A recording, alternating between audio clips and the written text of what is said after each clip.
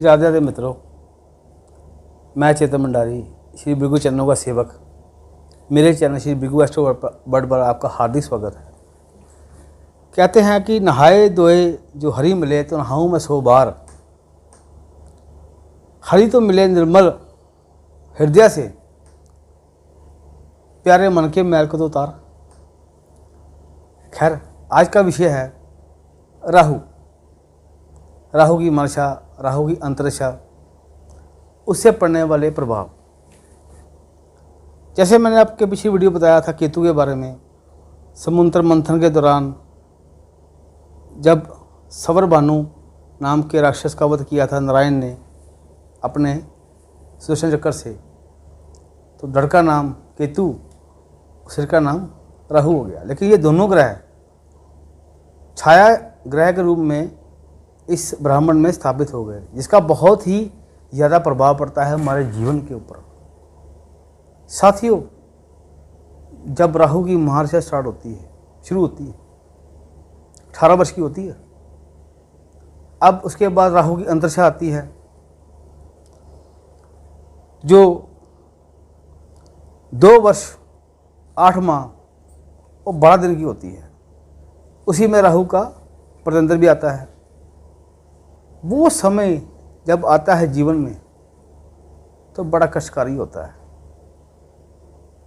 बाकी इस बात पे भी निर्भर करता है, डिपेंड करता है कि आप कितने मजबूत हृदय के मालिक हैं, या आप प्रभु सिमरन कितना करते हैं।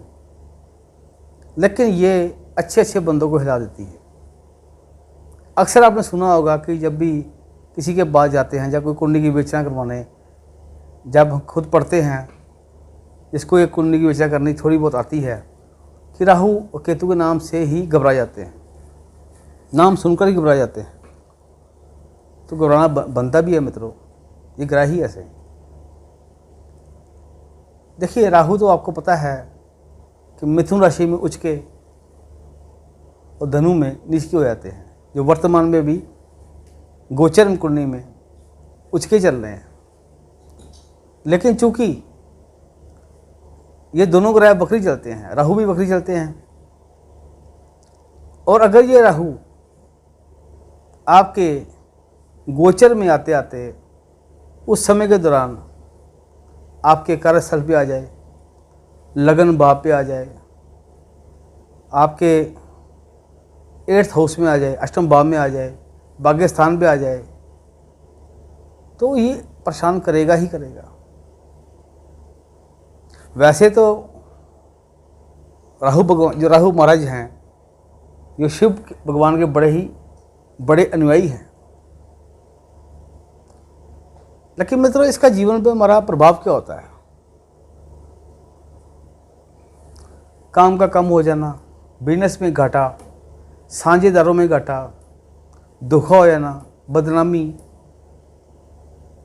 अपना कॉन्फिडेंस शेक हो जाना, सोशल फोबिया का शिकार हो जाना, अगर बीमारियों में जाऊं, रोगों में जाऊं, अपच, पेट की प्रॉब्लम्स, उसके बाद हड्डियों से जुड़ी प्रॉब्लम, रक्त विकार भी हो जाते हैं अगर युति मंगल के साथ बन जाए आपके लगन कुंडली में। जैसे अगर आपकी कुंडली में राहु मंगल के साथ बैठे हैं तो अंगारक दोष का निर्माण हो गया, गुरु के साथ गुरु चंडाल दोष, शनि के साथ श्रापित दोष, सूर्य के साथ तो पितृ दोष, माता के साथ तो मातृ दोष, और कहीं युति ये शनि राहु के साथ हो जाए, राहु और केतु के साथ हो जाए तो कार सब दोष। वैसे कार सब दोष का अलग विषय है, वो किसी दिन अलग बात करेंगे।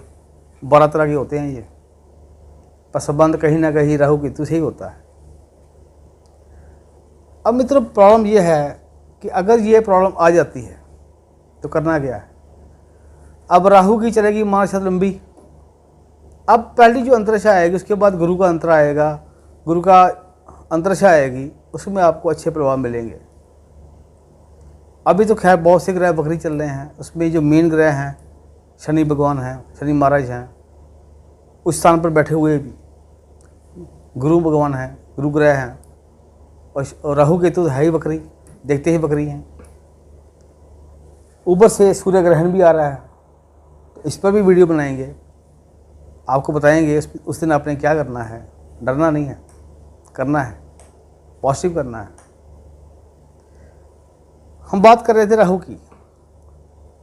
अब जब राहु का समय जब आ ही गया, अब मान लीजिए राहु की मानसा में मंगल का अंतर आ गया, तो अंगारक दोष का निर्माण हो गया। राहु के साथ केतु की युति आ गई, केतु का अंतर आ गया तो दिक्कत आ गई। बुध का अंतर आ गया तो मति भ्रम दोष हो गया, यानी कि कन्फ्यूज़न हो गई कि हमने लाइफ में करना गया आगे। वैसे लाभकारी भी होता है ये, राहु बुध का जो योग है, संयोग है, लाभकारी भी होता है। खास करके अगर हम इसको उल्ट लेके जाएँ, बुध की मानसा में राहु का अंतरा हो तो वो ज़्यादा बेनिफिशियल होता है। लेकिन बात कर रहे हैं अभी राहु की। अब हमने ये सोचना है कि हम किसी के पास जाते हैं, हमारे मन में आता है कि राहु का तो एक ही रत्न है, गुमेद। गुमेद पहन लो, बिना ये जाने कि ये हमारे कुंडली में हमको ख़राब कर रहा है, तो हमको ये जो रत्न है ये धारण नहीं करना है, इसका उपाय करना है। मैंने आगे भी आपको बताया है कि मैलेफिक जो ग्रह होते हैं उसका हमको दान पुण्य करना है, उसको धारण नहीं करना है। उपाय क्या है मैं बाद में आपको बताता हूँ। लेकिन एक बड़ी जरूरी चीज़ है कि हम क्या करें। सबसे पहले अष्ट धातु का कड़ा पहन लें दाएं हाथ में, संभव हो तो हनुमान जी के चरणों में लगाकर अरदास करके बजरंग बन हनुमान जी से रोज पढ़ें। इस दशा के अंतरदशा के दौरान देखो कड़ा पहन लें, आपको लाभ होगा। आपके घर का, आपके ऑफिस का नर्तकिया कोण जिसको बोलते हैं साउथ वेस्ट कॉर्नर, वो राहु का आपके घर में, आपका प्रिंसेस में, आपका ऑफिस में, आपकी फैक्ट्री में प्रवेश द्वार है। उसको ब्लॉक कैसे कीजिए, उसकी नेगेटिव एनर्जी को बंद कैसे करें। हो सकता है वहाँ पे बाथरूम हो सकता है वहाँ पे गोडाउन हो, आपका रूम हो घर में, आपका बेडरूम हो। कुछ नहीं करना, सिंपल आपने नॉर्थ वेस्ट कॉर्नर में सिंपल कंपास से देख लेना है। जो नॉर्थ वेस्ट का कॉर्नर बनता है उसमें आप 5 वाट का LED बल्ब लगा दीजिए, येलो कलर का। ये 5-6 बार 4 बार पहले फ्यूज भी होगा, आप देख लेना। लेकिन आपने पीछे हटना नहीं है, आपने लगाना है। उससे नेगेटिव एनर्जी जो आ रही है राहु की, उसका प्रवेश आपके घर में, आपके मस्तिष्क, आपकी फैमिली पे आना बंद हो जाएगा। इस अंतरदशा महादशा में इंसान चिड़चिड़ा हो जाता है, फ्रस्ट्रेशन लेवल बढ़ जाता है, तो काम कम हो जाता है, दिमाग पे प्रेशर बना रहता है अजीब तरह का। सोचता है मैं स्वस्थ हूँ, मेरा BP भी सही है, मैं सब कुछ सही है, लेकिन मेरा दिमाग क्यों हैवी है, ये जगह क्यों हैवी है, तनाव क्यों है सिर पे, सिर भारी क्यों है। इसकी यही वजह है मित्रों। माँ सरस्वती की वंदना कीजिए। जौ और बाजरा, वैसे बाजरा आखिर गर्मियों में कम खाते हैं, लेकिन जौ और बाजरा आप अपनी छत पे कबूतरों को डालें तो आपको बहुत फ़ायदा होगा। शनिवार को काले कंबल का दान कीजिए, बहुत ही फ़ायदा होगा। सबसे बढ़िया ये है बुधवार को अपने घर पे 5 बंदों का, 10 बंदों का, जो संभव आपके पास है, खाना बनाइए। सात्विक खाना बनाइए, उसको कुष्ठ आश्रम में दे के आइए बुधवार को। जहाँ वो खाना बनाकर, अगर कुछ आश्रम आपके शहर से दूर है तो वृद्धाश्रम में जाइए, वहाँ सेवा करके आइए। राहु ग्रह बड़े प्रसन्न होते हैं। दिक्कत बहुत बढ़ गई है, बहुत परेशानी हो गई है, कुछ इलाज नहीं मिल रहा, भगवान शंकर का रुद्राभिषेक करवाइए। इनके गुरु तो वही है ना, और देवों के देव महादेव, इस पर कृपा हो जाए क्या दिक्कत है। बम बम बोले। समर्थ्यवान है तो राहु का बीज मंत्र ओम ब्राह्म ब्रीम ब्रोम सा राहवे नमः का पाठ यजुर्वेदी आचार्य से 18,000 रुपये कम से कम इस मंत्र का जाप करवाइए। अगर आप इस समय समर्थ्यवान नहीं हैं, या वो भाई या वो बहन जो इतनी समर्थ्या नहीं रखते हैं, तो लाल चंदन की माला से घर में रोज ओम राम रहवे नमः, ओम राम रहवे नमः ओम राम रहवे नमः। इस माला का आप एक जाप 108 बार सुबह, 108 बार शाम को कीजिए। मान लीजिए ज़िंदगी इस मोड़ पे आ गई है कि दुकान पे ग्राहक भी कोई नहीं आ रहा, काम धंधे बंद हो गए, बिल्कुल बहुत परेशानी बढ़ गई है, घर पे भी और बाहर भी। तो क्या कीजिए, वैसे तो देसी तेल का दिया घर पे नहीं चलाते, लेकिन यह काम आप मंदिर से हटकर भी कर सकते हैं। पूर्व ईशान दिशा की तरफ बैठ जाएं, ईशान कोण की तरफ। और मेरे प्यारे मित्रों, आपको एक सूत्र मैं आपको और बताता हूँ। कोई भी पाठ शुरू करने से पहले हमेशा गणपति की वंदना कीजिए, अपने गुरु महाराज को याद कीजिए, ईश को याद कीजिए, धरती माता को टच करके, छू करके, और साथ में बोलिए हे धरती माता, साथ में बोलिए हे क्षेत्र के राजा भैरव बाबा, मैं ये पाठ शुरू करने जा रहा हूँ, जा रही हूँ, कृपया मुझे आज्ञा दीजिए। उसके बाद आप पाठ शुरू कीजिए। इससे क्या होगा कि आप में पॉजिटिव एनर्जी का संचार होगा, भैरव बाबा आपकी रक्षा करेंगे, सब प्रभु आपकी रक्षा करेंगे, आपको अभीष्ट फल की प्राप्ति होगी। आप करके देखिए एक बार। इसको बोलते हैं आसन की सुरक्षा करना, अपना सुरक्षा चक्र बनाना अपने आसपास। बहुत सिंपल है, आप करिए, आराम से कर पाएंगे। नहीं तो किसी का फ़ोन आ जाएगा, कोई घर पे आ जाएगा, किसी से आवाज़ आ गई, परेशानी हो गई, ऐसे संकट नहीं आए। आपका मन परेशान हो गया, सिर्फ भारी हो गया, ऐसा नहीं होगा। तो प्यारे मित्रों, उसके बाद क्या करना है, हमने सफ़ेद चंदन का टीका लगा सकते हैं रोज़, उससे भी आपको बेनिफिट होगा। सरस्वती माँ के सामने रोज़ फूल अर्पण कीजिए, उनको मिष्ठान का बोल गाइए, उससे भी आपको फ़ायदा होगा। उसके अलावा देखिए, अगर ये आपके कुंडली के लगन भाव में आ गया, वैसे तो लगन भाव में किसी भी ग्रह की सपोर्ट मिल जाए तो बहुत बढ़िया होती है।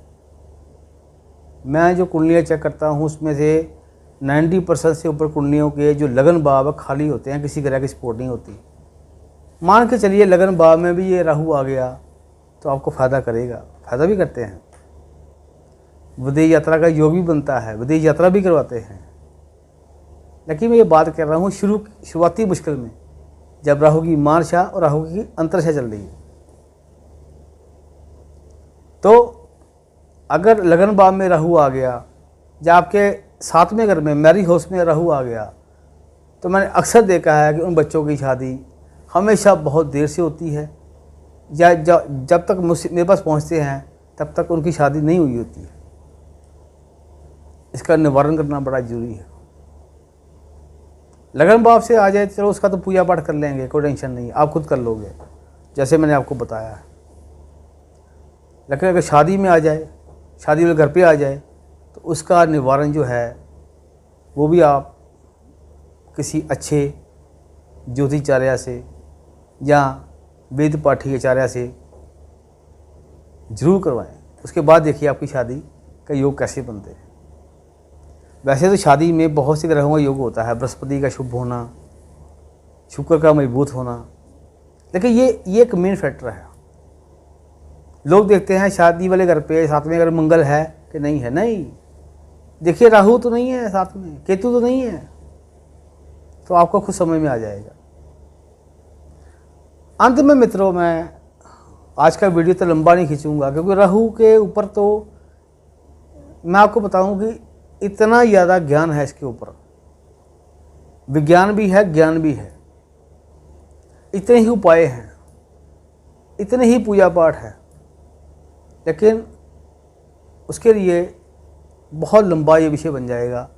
तो मैं आपसे कह रहा था कि वैसे तो देसी तेल की जोत नहीं जगाते, तो घर में ईशान कोण में शाम के समय सूर्यास्त के बाद आपने एक आसन लगाकर, एक सामने आसन ऊंचा रख के, वहाँ पे आपने ये समझ लेना है कि आपके सामने भैरव बाबा बैठे हैं, भैरव भगवान बैठे हैं, जो काशी के कोतवाल भी हैं, हमारे क्षेत्र के राजा भी हैं। तो हमने क्या करना है, देसी तेल की जोत जगाकर उनसे आगे लेकर उनके ही निमित्त पाठ करना है रुद्राक्ष की माला के साथ।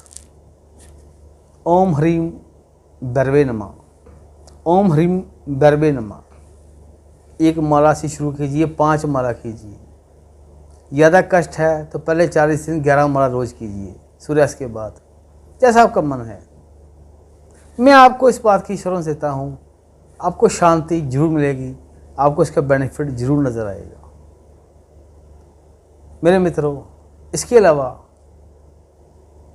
मैं आपको एक विषय बताता हूँ जो आप गले में धारण कर सकते हैं। उसका नाम है मकर ध्वज मणि। शास्त्रों में उल्लेख है, लंका दहन के बाद जब हनुमान जी वापस आ रहे थे तो उनके पसीने की बूंद समुद्र में गिर गई, तो मछली के गर्भ से जो संतान उत्पन्न हुई उसका नाम पड़ा मकर ध्वज, जो उनके पुत्र हुए। 2 ही मंदिर हैं पूरे भारत में इनके, गुजरात में और राजस्थान में। आप जा सकते हो, दे सकते हो। ये मणि जो ये रत्न है उनके नाम से पड़ा है मकर ध्वज मणि। आपको दिखा देता हूं, ये है, आप ध्यान से देखिए, ये मकर ध्वज मणि है। ये वास्तविक है, असली है, बहुत ही मुश्किल से मिलती है। ऐसे इसको अपने गले में धारण नहीं कर लेना। इसको धारण करने का तरीका ये है कि आप इसकी पूजा अर्चना हो, आपके गोत्र की पूजा अर्चना हो। यह पूजा अर्चना कम से कम 3 दिन तक चले। उसके बाद भगवान शंकर का शिवा लेके, उसके बाद हनुमान जी का शिवा लेके आप इसको बुधवार या शनिवार को अपने गले में धारण कर सकते हैं। राहु के जितने मैलेफिक जो रिजल्ट हैं, जितने बुरे परिणाम हैं, सिर्फ यही एक ही मणि पहनने से, एक ही मकरध्वज मणि पहनने से ही आपके सारे दूर हो जाएंगे। ये लीजिए, मैं आपके सामने पहन भी लेता हूँ। ये कोई भी पहन सकता है। इतनी शुभ है, इतनी शुभकारी इसके परिणाम मैंने देखे अपनी ज़िंदगी में कि जिसने पहने उसकी ज़िंदगी तक बदल गई। देखिए, हर बंदा, हर इंसान इतना सामर्थ्यवान नहीं है। जो पहन सकते हैं वो जरूर पहने। आपको सलाह देता हूँ, डोंट बाय इट ऑनलाइन। आपको नहीं पता वो आपको क्या मिल रहा है वहाँ पे, लेकिन मैं आपको एश्योरेंस दे सकता हूँ, अगर आपको इस चीज़ की ज़रूरत है, आप ये पहनना चाहते हो, आप मुझसे संपर्क कीजिए। मेरे व्हाट्सएप नंबर पे अपनी फ़ोटो भेजिए, अपना गोत्र भेजिए, अपनी कुंडली भेजिए। तो ये सारे कार्य विधि पूर्ण करवा के आपको ये भेजा जाएगा। तो मेरे मित्रों, कहने का मतलब मेरा यही है कि वैसे तो मैंने कभी आज तक किसी को पहनने का नहीं किया, लेकिन जहाँ सावधान रहने की ज़रूरत है वह सावधान रहना ही पड़ेगा। सावधानी हटी दुर्घटना घटी। तो मेरे प्यारे मित्रों, मेरे प्यारे भाइयों बहनों, इन सारे उपायों का उपयोग करके सिंपल से हैं, इस जो हार्ड टाइम है राहु का, उसमें से निकलिए, अपने जीवन को सार्थक बनाइए। बीज मंत्र का पाठ जो है, जैसे मैंने बोला, ओम राम राहवे नमः का घर पे पाठ कीजिए। नहीं तो बहुत परेशान है तो ओम ह्रीम बर्वे नमः का पाठ कीजिए, देसी तिल की जो जगाकर सूर्यास्त के बाद। तीसरा मैंने बोला है, सामर्थ्यवान है तो ओम ब्राह्म ब्रीम रोम सा राहवे नमः का यजुर्वेदी आचार्य से मंदिर में इसका 18,000 बार कम से कम इसका जाप करवाइए। नहीं, अगर ये भी संभव नहीं है कि पाठ कराना भी संभव नहीं है, तो जो मणि मैंने आपको ये बोली है, मकरध्वज मणि, इसको अवश्य धारण कीजिए, अवश्य ही धारण कीजिए, क्योंकि राहु की मार्च 18 वर्ष की होती है। ये 18 वर्ष तक आपको लाभ देगा। इसका अंतरा जो है 2 साल से ऊपर का होता है, जैसे आपको मैंने बताया 2.5 साल के करीब होता है। तो वो समय भी काटना मुश्किल हो जाता है, उसको भी पॉजिटिव करने के लिए अपनाइए। बाकी सिंपल पाठ तो मैंने आपको बता दिए। चामुंडा माँ का पाठ करके भी आपको बहुत इसमें लाभ मिलेगा। तो आप ये चॉइस कर लीजिए, आपने किस लाइन पे आगे जाना है। एक लाइन को पकड़िए, उस पर आगे निकलिए। साउथ वेस्ट कॉर्नर का मैंने आपको बता दिया। इसकी राहु की जो नेगेटिव एनर्जी का प्रवेश अपने घर से, अपने ऑफिस से, अपने प्रीमिसेस से बंद करवाइए, ब्लॉक करवाइए। प्यारे मित्रों, देखिए, जिंदगी में वहमी कभी मत बनिए। बिल्ली रास्ता काट गई तो मैं आगे नहीं जाऊंगा, हमको इस दिन ये नहीं करना, हमको इस दिन ये नहीं करना।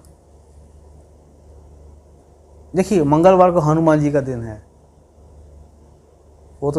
वो तो कहने की बात ही नहीं है। उस दिन तो सिर्फ हनुमान जी का ध्यान करना चाहिए, राम जी का ध्यान करना चाहिए, सात्विक भोजन ही करना चाहिए, शराब जैसे व्यसनों से कोसों दूर रहें। उसी दिन नहीं, हमेशा ही। लेकिन बाकी ज़िंदगी में किसी प्रकार का कोई वहम नहीं करना। वहम और भ्रम और नहीं, अब वैदिक उपायों के सिवा कुछ और नहीं। आजकल के मॉडर्न इरा में मैंने इस दिन कपड़े नहीं धोने, मैंने इस दिन ये नहीं करना, मेरे घर पे कौवा आ गया, मेरे घर पे ये हो गया, वो पे, ऐसा कुछ नहीं है। बिल्ली रास्ता काटे, आप जू जाइए, कोई दिक्कत नहीं है। दुनिया में बहुत से ऐसे हैं जहाँ बिल्लियों को पालते हैं। अब तो इंडिया में ट्रेंड शुरू हो गया है, बिल्लियों के वहाँ पे स्मारक है छोटे छोटे से, आप समझ गए होंगे, जहाँ पे बिल्ली ऐसा ऐसा इशारा करती है। वो भी पितर प्राणी है, वो भी भगवान के बनाए हुए जीव हैं।